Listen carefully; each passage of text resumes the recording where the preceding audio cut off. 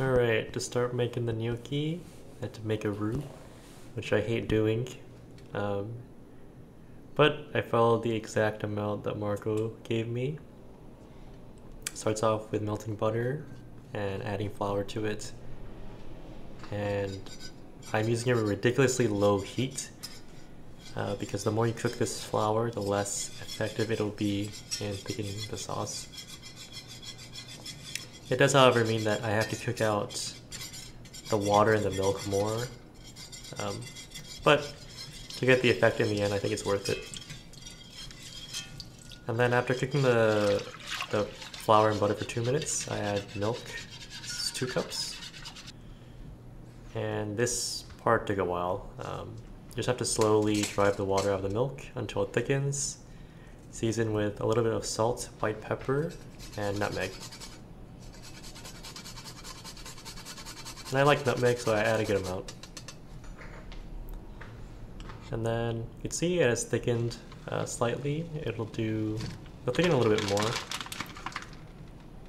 as I cook the pasta. But there's no heat anymore underneath the roux. And the only change I make to the recipe is I add spinach to the dish. And this might look like a lot of spinach, but it will all wilt away.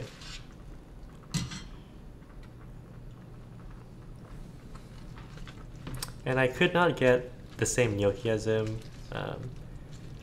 Finding the Checo gnocchi right now is very difficult, and online it is very, very expensive.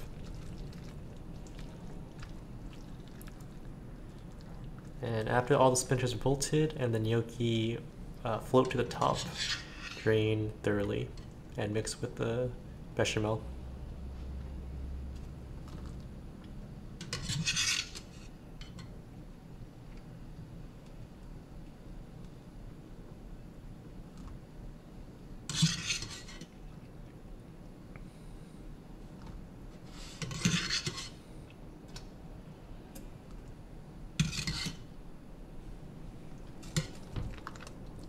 Give it a quick mix, and then we will begin assembly, which is just a ladle of gnocchi.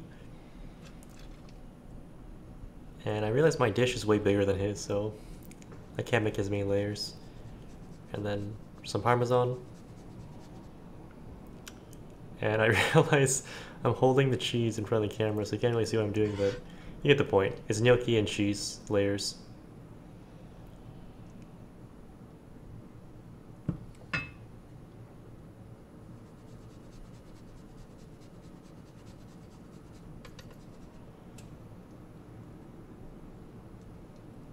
And I still got maybe three-ish layers, which is pretty good for how big this pan is.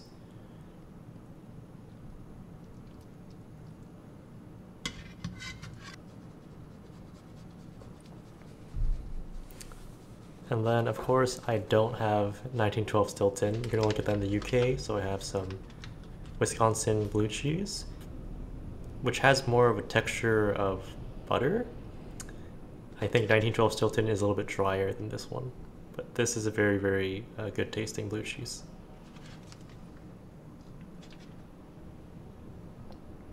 And because Marco is generous, I will also be generous in my topping with blue cheese. And he never lists the oven temperature. I use 375 degrees Fahrenheit. And I'm pretty sure in the video he swaps it because the oven is off if you look very closely. And I only put it in there for 2 minutes because I don't want to overcook the gnocchi too much. And the blue cheese is basically half melted at this point. And this dish is delicious. It's very, very filling. The blue cheese kind of softens. It's just kind of like tangy tasting and not like super punchy in the face. And I think the spinach is a nice addition too. Anyways, thank you for listening to me ramble and have a nice rest of your day.